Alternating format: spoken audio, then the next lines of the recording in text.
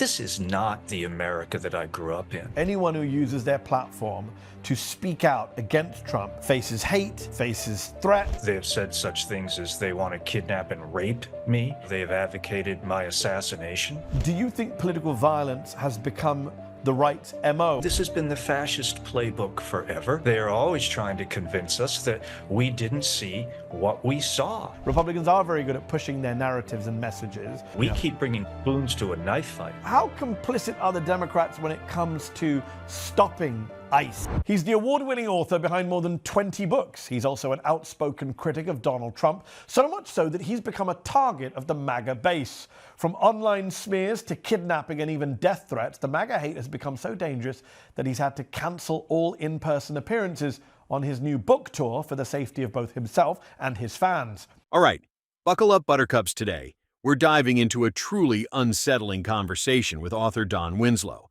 an outspoken critic of Trump. But his outspokenness has come at a terrifying cost: death threats, kidnapping threats, and the forced cancellation of his book tour.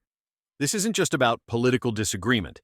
It's about the chilling reality of what happens when dissent is met with targeted intimidation. Let's dig into this disturbing landscape and see what Winslow has to say. Yes, I'm talking about the one and only Don Winslow, who joins me now. Don, thanks so much for coming on the show. Thanks for having me, man. I appreciate it. You've been an outspoken critic of Donald Trump since 2015, and as you and I both know very well, anyone who uses their platform to speak out against Trump faces hate, faces threats, faces all sorts of negative remarks online and in the real world. Right now, it feels kind of different for a lot of people, and you've said this yourself. Talk to me about the threats that you've been receiving recently, and why is it different to what you've received before? Yeah, thanks for the question. I've received threats for years, right? I wrote about the Mexican drug cartels, for instance, and they weren't always pleased about that. I got threats from them since 2015. The threats have been coming from the American right wing. Now, I have a book that dropped yesterday. I'm supposed to be on a book tour right now, but we had more substantive sorts of threats than we've had in the past that we have to take seriously. They have said such things as they want to kidnap and rape me. They have advocated my assassination. And, I don't feel that it's right for me to expose other people to that threat by appearing in public. So we've had to shut things down and do things virtually. Kidnapping, rape, assassination? Let's be crystal clear. These aren't strong opinions or passionate disagreements. These are acts of pure, unadulterated terrorism aimed at a private citizen for daring to criticize a political figure. This isn't just the times we live in. It's a direct consequence of rhetoric that demonizes opponents and normalizes violence. The idea that an author needs to fear for his life and the lives of his fans just for writing a book is absolutely horrifying. So there you go. Those are the times we live in. Those are the horrific times we live in. When you had to cancel these in-person appearances on your book tour, you said, and I quote, "I accept that we live in a nation that is divided politically. I do not accept and will never accept for anyone to ever threaten or resort to violence to achieve their political positions or to silence anyone." Do you think political violence has become the right MO? How much of that can be attributed to Donald Trump? Well, listen, let's take him at his word. He has advocated violence. He has acted violently. He has been dismissive. He has encouraged violence against people. So I attribute a lot of it to it. Now, look, there's more of a reason behind this, right? I've put out these anti-Trump videos that have had hundreds of millions of views over the past years. They don't want these videos on, particularly coming up into an election year. We have never taken a penny of money. All of the expenses for producing these things comes out of pocket, and that comes from book sales. So if you want to shut the videos down, you can shut the book sales down. And one way to shut the book sales down is to shut the appearances down. Yeah. So it's not just these sort of random, whack job threats. There's a rhyme behind this reason. Now, that's a chilling insight. This isn't random online vitriol. It's a calculated strategy to choke off funding and platform for anti-Trump voices. It's economic warfare against dissent. If you can't sell your books, you can't fund your videos. This is a terrifyingly effective tactic to silence opposition without engaging with the ideas. It's pure authoritarianism, disguised as online rage, a classic move to dismantle a free press, one canceled book tour at a time. I mean, we saw recently the attack on Ilhan Omar at a town hall event, and Trump's reaction was not to try and calm the situation, but to suggest she's a fraud and that maybe she staged the attack on herself. Certainly, just as they accused the two people killed in Minnesota Yeah. of being, quote, domestic terrorists. But this is nothing new. This has been the fascist playbook forever. They are always trying to convince us that we didn't see what we saw. Go back to January 6th. Then now they're trying to convince us that didn't happen. It's right out of 1984. We're not at war with Eurasia, we're at war with East Asia. Oh no, we're at war with East Asia and not Eurasia. So there's nothing new about this. It's lie after lie after lie. You mentioned the F word, Don, fascist. You have been calling Donald Trump a fascist for a long time, well before his return to office. Many people thought people like you and me were being melodramatic, hyperbolic, by saying the F word years ago. But here we are, Trump's second term, masked goons killing American citizens on the streets. The fascism is in plain sight. Did you ever think we'd see two Trump administrations, the return of Trump? And did you think the second term would be as bad as it is? Yeah, let me answer the first question. No, I did not, particularly after January 6th. I have said that he should have been let out of the White House in handcuffs before the sun set on January 6th, but naively, I thought that was certainly the end of his political career. Did I think that a second Trump administration would be as bad as it is? Absolutely. We've been saying this since 1915. Look, since that guy came down the escalator, he's Yes. been telling us who he is.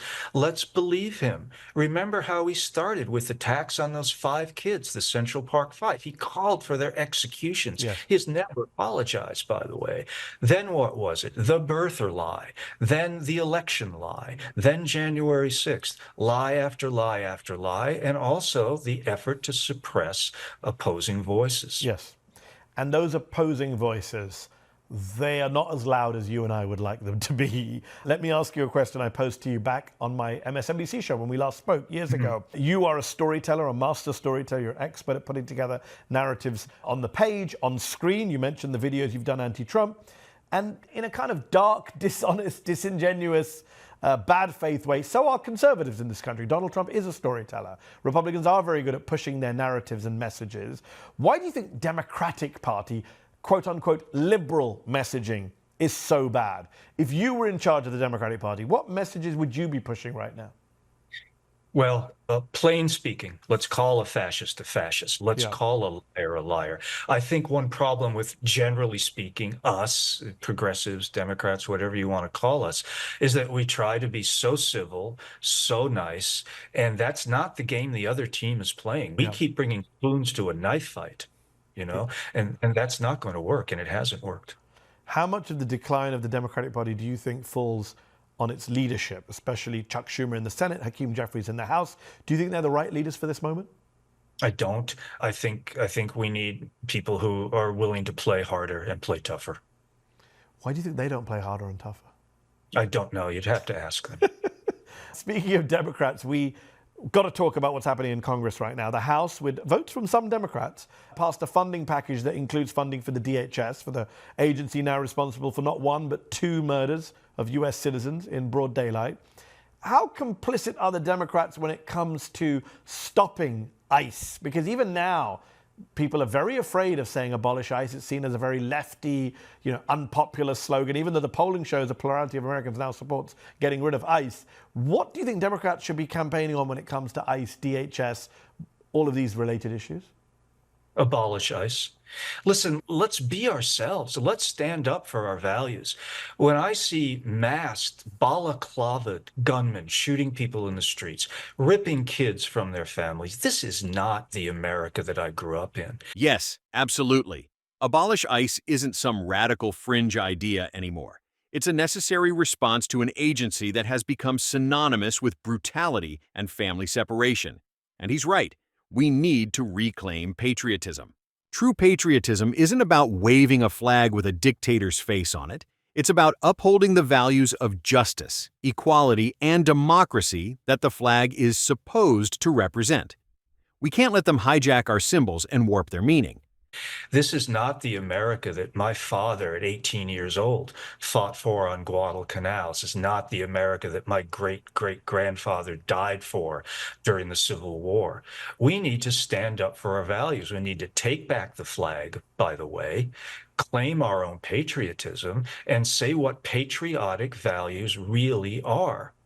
And they've allowed, as you say, the Republican Party to claim to be the party of the Constitution of America, of patriotism, even as they burn down all of that stuff that we believe in. Maybe one of the greatest desecrations ever, in my opinion. It's the only time I've ever felt not heartbroken that my dad wasn't still alive, was seeing people carrying an American flag with Donald Trump's face emblazoned on it and attacking the capital of this country. It was a desecration. It really is a cult, and I don't think people say that enough. For people watching at home and they see someone like yourself, you're not a politician, you're not a traditional activist, you are someone known for your fiction and your writing and your novels. What drives you politically? What made you get involved in this public way, which now leads to you getting death threats? Listen, when you write about the subjects that I write about immigration, I write about drug trafficking and addiction and the opioid epidemic and all those things. It drives you toward being political because of the things that you learn about it and the underlying things about mass imprisonment and all of that. And so you can't help but be political, can you, when you learn these things and when you write about these things? And you've also said that you vowed to keep speaking out against Trump and his quote-unquote corrupt administration, even with all these threats coming your way. In these dark times, what motivates you, Don, to keep speaking out? How do you keep hope alive? It's a question I've asked a lot of guests since January 20th, 2025.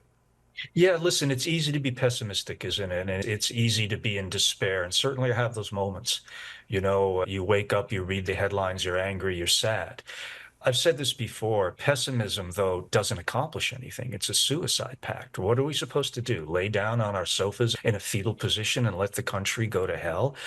Without being preachy about this, we have responsibilities. We have inherited a country that we should be passing on and not passing on some sort of fascist tin pot dictator, banana republic version of. A suicide pact. What a powerful way to put it. It's so easy to fall into despair, to feel overwhelmed by the sheer audacity of what's happening. But he's absolutely right. Pessimism is a luxury we cannot afford. We have a moral obligation to fight for the country we believe in, for the values our ancestors fought for. This isn't just politics. It's about preserving a democratic republic for future generations. What motivates you? And that is our responsibility, and that's what motivates me. Wow. What a powerful conversation with Don Winslow. His dedication to fighting for our democracy, even in the face of such terrifying threats, is truly inspiring. It's a stark reminder that silence is not an option. We all have a responsibility to speak up, to protect our values, and to ensure that the America we pass on is not a banana republic version. What are your thoughts on this? Do you think Democrats need to play harder and tougher? Let us know in the comments below. Don't forget to like, subscribe, and hit that notification bell for more crucial discussions like this. Stay engaged, stay informed, and let's keep fighting for what's right. See you next time.